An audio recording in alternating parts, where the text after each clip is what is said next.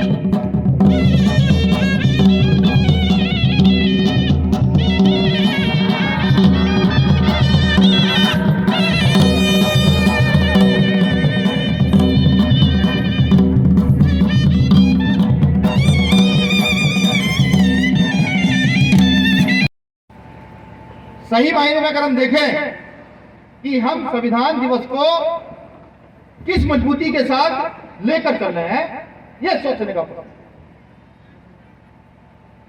अभी मैं घटना का जिक्र आपके सामने करूंगा। सिरमौर की घटना है। एक आरटीआई स्पेशलिस्ट थे केदार जिंदल साहब, सिरमौर में। 4 साल पहले मुझे बताया गया कि 4 साल पहले उनकी हत्या की गई थी और निर्मम हत्या की गई थी। हत्या नहीं, निर्मम हत्या की गई थी। पीटा गया, काटा गया, गाड़ियों से कुचला गया, हत्या हो गई। क्योंकि हमारी जो जातियां हैं उनसे जो है ना इस प्रकृति का जो घास होता है, घास, वो भी चिढ़ जाता है। तो एक व्यक्ति जो आपके लिए आवाज उठा रहा था, उसकी हत्या कर दी गई। चलिए, हत्या हुई। हमारे तमाम संगठन, समाज के लोग सड़कों पर आए होंगे, आंदोलन हुए होंगे, जैसा होता है। उसके बाद सरकार ने भी वादा किया कि उसके परिवार के भरण पोषण के लिए हम एक नौकरी की व्यवस्था उसके परिवार में करेंगे। शायद मकान की भी बताया जाए, आपने मकान की व्यवस्था, 2 व्यवस्था के लिए कहा गया, सरकार ने वादा किया। मुझे ये जानकारी मिली कि आज इस प्रदेश की सरकार में इतना दम नहीं रहा कि उस प्रदेश सरकार के लोगों ने एक व्यक्ति की, पढ़े लिखे व्यक्ति की हत्या कर दी हो, जो अपने संवैधानिक अधिकारों का प्रयोग कर रहा हो। इस सरकार में इतना दम नहीं है कि उसके घर के भरण पोषण के लिए कोई व्यवस्था करे। सोच लीजिए सरकार कितनी निकम्मी और नाकारा हो। तो हमें लड़ना है, लगातार लड़ना है। अभी मेरे साथ जैसे हमारे भाई, छोटे भाई मैक्सिम लिया, बहुत अग्रेसिव है। उत्तराखंड में झंडा डंडा दोनों बुलंद है, किसी भी मामले में कोई लड़ नहीं सकता। बहुत अग्रेसिव पन से बहुत सारी बातें करें। लेकिन मेरा मानना है कि बाबा साहब अम्बेडकर ने जब हमें संविधान दिया तो हमें उस संविधान की लाइन पर चल करके, अपने अधिकारों को जान करके इस देश की व्यवस्था को परिवर्तित करना। अगर हम उस संविधान से बाहर जाकर इस देश की व्यवस्था परिवर्तित करते हैं तो मुझे लगता है कि शायद हम उस व्यवस्था को गलत दिशा की ओर लेकर के मोड़ देंगे। तो हमें इस चीज का विशेष ध्यान रखना है कि हमें देश की व्यवस्था जो परिवर्तित करनी है वो भारतीय संविधान के तहत परिवर्तित करनी है। क्योंकि मेरा जो जीवन है, ये जो बैठे इनका जीवन है, ये जो मेरी बहनें मात्र शक्तियां मुंह खोलकर बैठी हुई है, इनका जीवन ये सफल किससे हुआ है? ये हुआ है सिर्फ और सिर्फ इससे। किससे हुआ है? इससे हुआ है। अब मेरा एक सवाल है, सन 2018 में दिल्ली की संसद के सामने भारतीय संविधान को जलाया जाता, कितने लोगों को जानकारी? सन 2018 में आज वो दिन आया है जिसकी कामना वर्षों से मैं कर रहा था। हिमाचल लाइट तेल खत्म हो गया।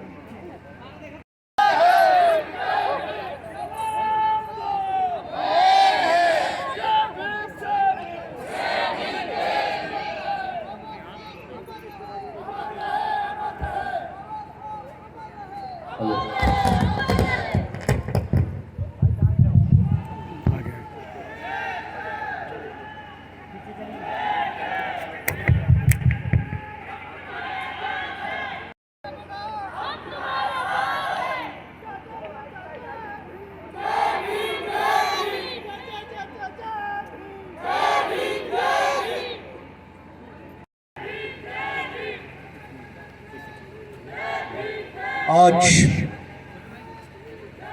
वह दिन आज आया है जिसका हमें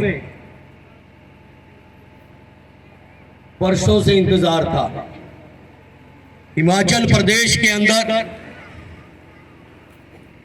सैकड़ों हजारों की संख्या में दलित संगठन है, हमारे अनुसूचित जाति के संगठन है। सभी अपने अपने ढंग से काम करते आ रहे हैं, लेकिन हमें तलाश थी ऐसे मंच की, ऐसे संगठन की जिसका राष्ट्रीय आधार हो, जिसकी राष्ट्रीय जड़ें हो। और भीम आर्मी भारत एकता मिशन वह संगठन है जिसने भारत देश ही नहीं विश्व में भी अपनी पहचान बना ली है। और हिमाचल प्रदेश की पहचान आज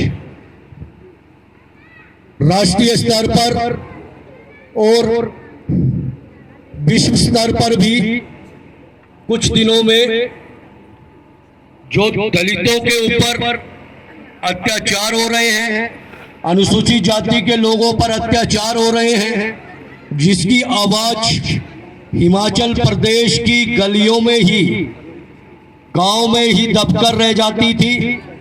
लेकिन अब हमें ऐसा संगठन मिला है, भाई चंद्रशेखर रावण ऐसा शहर मिला है, और हमारे भाई विनय रतन जी जो जहां अत्याचार होते हैं, जहां जुल्म होते हैं, वहां ये नहीं देखते कि भीड़ कितनी है, लोग कितने हैं, फायदा क्या होगा, नुकसान क्या होगा। वो ये देखते हैं कि जुल्म क्यों हुआ और किस लिए हुआ और उसको न्याय कैसे दिलवाना है। सीधा हिमाचल प्रदेश पहुंच गए जब इन्हें पता लगा कि हिमाचल प्रदेश में संविधान के ऊपर कुछ ऐसे लोग जिनका कोई सिर नहीं है हिमाचल प्रदेश में और ना कोई पैर है, वो लोग आज भीम आर्मी पर टिप्पणियां कसते हैं। वह लोग आज इतने मजबूर हो गए हैं कि प्रदेश की या चाहे बनो, लेकिन मेरे भीमराव अंबेडकर का संविधान कहता है कि सबसे पहले इंसान बनो, कि सबसे पहले इंसान बनो। मुझे पूरे हिंदुस्तान में फैले। समाज वाले आपको बताएंगे कि आप हिंदुत्व हो, समाज वाले आपको ये बताएंगे कि आप मुसलमान आपका दुश्मन है, समाज वाले आपको ये बताएंगे कि आपको अपने देश के लिए लड़ना है, आपको ये बताया जाएगा कि मुसलमान आपका दुश्मन है। मगर आप ये ना भूलें, 75 साल बाद क्या आपको लगता है कि आप आजाद हो? आप आजाद हो? नहीं। आप हम सबके दिलों की गहराइयों से यही आवाज निकलेगी कि नहीं, हम में से कोई आजाद नहीं जब तक हम सब आजाद नहीं हैं। बाबा साहब का यह मकसद नहीं था कि हमें सिर्फ अंग्रेजों से आजादी पानी है। हिंदुस्तान तब आजाद होगा जब हिंदू मुसलमान एक हो जाएगा। आज ये जो बहुजन समाज है, जिसका पहले कोई अस्तित्व नहीं था, बोलने पहनने खाने पीने सब पर पाबंदियां थी, कपड़े पहनने पर पाबंदियां थी, लेकिन आज ये जो बहुजन समाज है बाबा भीमराव अंबेडकर के कारण एक चपरासी की पोस्ट से लेकर के एक राष्ट्रपति की पोस्ट तक पहुंचा है, तो ये सिर्फ और सिर्फ डॉक्टर भीमराव अंबेडकर के कारण पहुंचा है। मिले थे जो राह पे वो कैसे भटक गए, मिले थे जो राह पे वो कैसे भटक गए, आगाह करा रहे हैं रहनुमा बगिया उजड़ जाएगी, क्या तभी जागोगे जब खेत चिड़िया चुग जाएगी, क्या तभी जागोगे जब गुलामी फिर से तुम्हारे पास आ जाएगी।